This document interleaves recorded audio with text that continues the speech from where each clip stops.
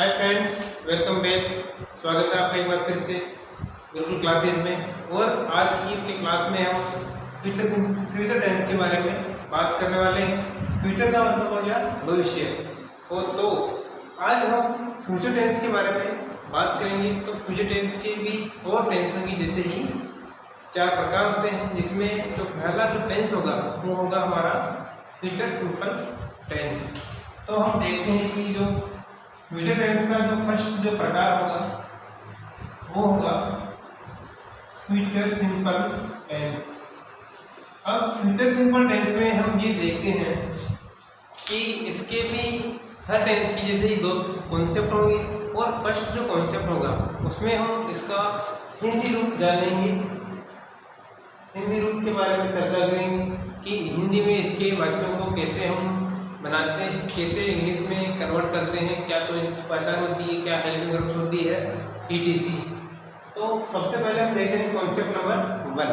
Future simple जो tense है उसकी आप हिंदी पहचान जानोगे पहले। तो उसकी जो हिंदी वाक्यों की जो पहचान होगी वो होगी हिंदी वाक्यों के अंत में। अगर मान लो कोई हिंदी का सेंटेंस दिया गया हो तो उसके एंड में इसमें आएगा गा, गे, गी, अर्थात कि फ्यूचर टेंस का मतलब हो गया भविष्य काल। यानी कि आने वाले समय में अगर कोई कार्य हो रहा हो, कोई एक्शन हो रहा हो, तो उसके बारे में यह जो टेंस है वो शो करता है, दर्शाता है। जैसे कि मैं स्कूल जाऊंगा, मैं कल स्कूल जाऊंगा, यानी कि मैं कल स्कूल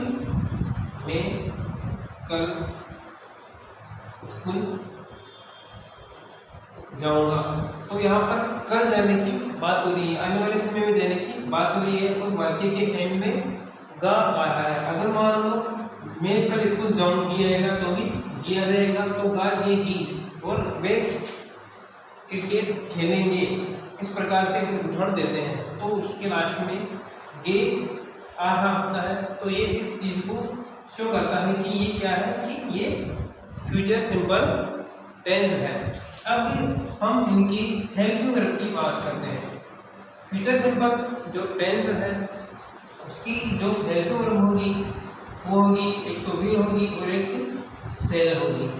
विल और सेल, इन्हीं 2 हेल्पिंग वर्ब का यूज हम फ्यूचर सिंपल टेंस में करेंगे। और विल और सेल, अब ये बताऊंगा मैं कि विल और सेल का यूज हम कौन कौन से सब्जेक्ट्स या फिर प्रोनाउंस के साथ में करेंगे।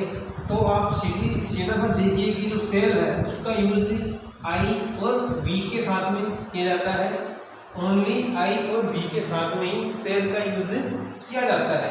उसके अलावा जितने भी सब्जेक्ट है या फिर प्रोनाउन है सब में ही विल का यूज किया जाता है। जैसे यू,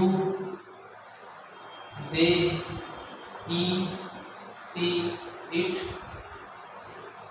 सिंगुलर, एप्पल, प्लूरल हो गया, किसी का नेम हो गया, सबके साथ में हम विल का यूज करते हैं। और इसके बाद में अब हम इसके जो फॉर्मूले हैं उनके ऊपर डिस्कस करेंगे। और डिस्कस करने से पहले हम ये जान लेते हैं कि इसमें वर्ब की फर्स्ट फॉर्म का प्रयोग किया जाता है। तो अब हम ये देखते हैं कि जो फ्यूचर जो सिंपल टेंस है उसके फॉर्मूले कौन कौन से होते हैं। तो वही फॉर्मूले होंगे, 4 फॉर्मूले, पॉजिटिव के लिए, नेगेटिव के लिए और इंट्रोगेटिव और इंट्रोनेगेटिव सेंटेंस के लिए।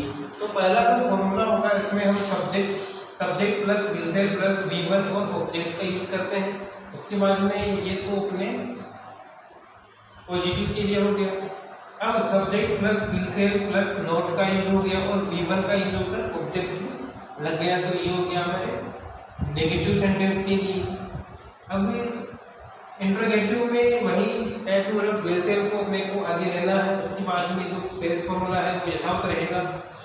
और ये अपने इंट्रोगेटिव के लिए है। और इंट्रोनेगेटिव के लिए हमने यहाँ पर सब्जेक्ट के तुरंत बाद में नोट का यूज कर दिया है। तो आई होप ये जो 4 फॉर्मूले हैं वो इजीली आपके समझ में आ गए होंगे। अब हम क्या करेंगे, अब हम हिंदी के कुछ सेंटेंस लेंगे, उनको इंग्लिश में कन्वर्ट करेंगे और उसकी सहायता से हम इन फॉर्मूलों को और फ्यूचर सिंपल टेंस को समझने की कोशिश करेंगे। तो यहाँ पर मैंने आपको दो हिंदी के सेंटेंसेस दिए हैं। यहाँ पर फर्स्ट में लिखा हुआ है राम किताब पढ़ेगा, और नेक्स्ट जो है उसमें लिखा हुआ है कि हम कल जयपुर जाएंगे। तो फ्रेंड्स आज हम इन दोनों सेंटेंस को इंग्लिश में कन्वर्ट करेंगे।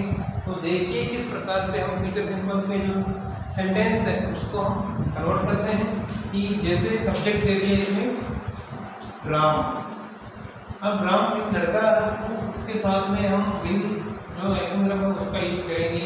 और यहाँ पर जो वर्ब है वो हो गया पढ़ना, तो पढ़ना मतलब रीड, और वो ऑब्जेक्ट क्या हो गया बुक, क्योंकि क्या पढ़ रहा है, किताब पढ़ रहा है।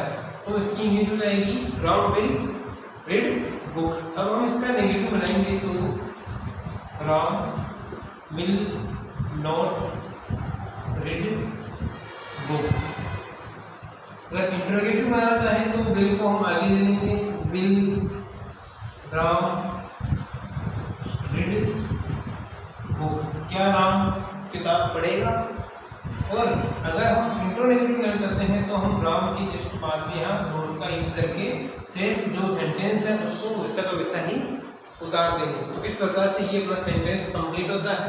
अब हम देखते हैं कि कल हम जयपुर जाएंगे, तो हमको बोलेंगे हम वी के साथ में मैंने बता दिया था कि हमें सेल का यूज करना है। आई और जी के साथ में हमें सेल का यूज करना है।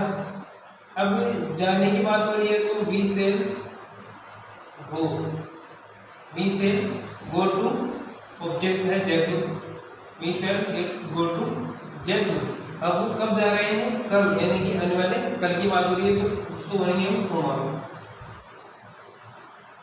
We shall go to Jaipur tomorrow, कि हम कल जयपुर जाएंगे। तो इस प्रकार से हमने इस सेंटेंस को इंग्लिश में कन्वर्ट किया है। तो आप भी इसे इंग्लिश में कन्वर्ट कर सकते हो, और इसके जरिए आप इसके जितने भी जो फॉर्मूले आएंगे, सॉरी सेंटेंसेज आएंगे, आप सबको कन्वर्ट कर सकते हो। नेक्स्ट देखते हैं, जैसे कि we shall not go to Jaipur tomorrow, यानी कि हम कल जयपुर नहीं जाएंगे। यहाँ पर इसे नेगेटिव का रूप दे दिया गया है।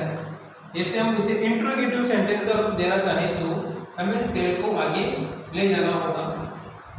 Cell we go to Jaipur tomorrow, क्या हम कल जयपुर जाएंगे, ये इसका अर्थ निकल जाएगा।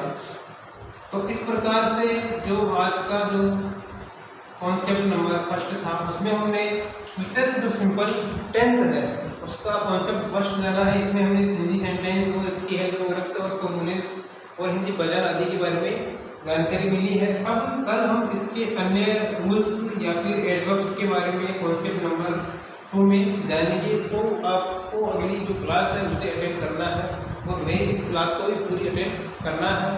Thanks, bye.